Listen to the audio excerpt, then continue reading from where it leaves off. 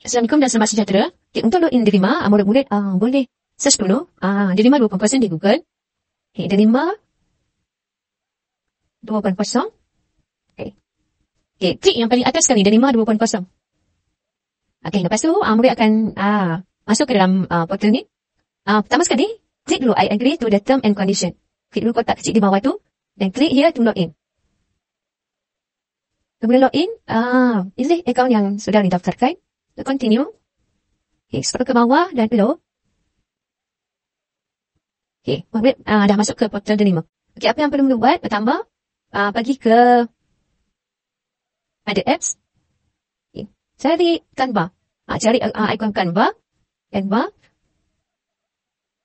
Okay, kat sini dah murid-murid boleh klik ucapan Ramadan.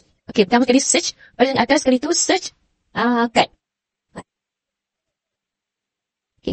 Dan kita pilih klik blank card. Okay, murid pergi ke design. Kat bawah tu ada design element. Design element, text, brand, apa. Murid pilih design. Okay, search kat design ni Ramadan. Okay, kat sini banyak template. Jadi murid boleh pilih lah. Mana yang murid nak. Itu saya ambil design ni. Okay, design ni kita boleh ubah ayat. Klik pada perkataan tu. Contoh, saya ubah pada Ramadan Mubarak ni kepada selamat berpuasa. Kita edit. Selamat berpuasa. Okay.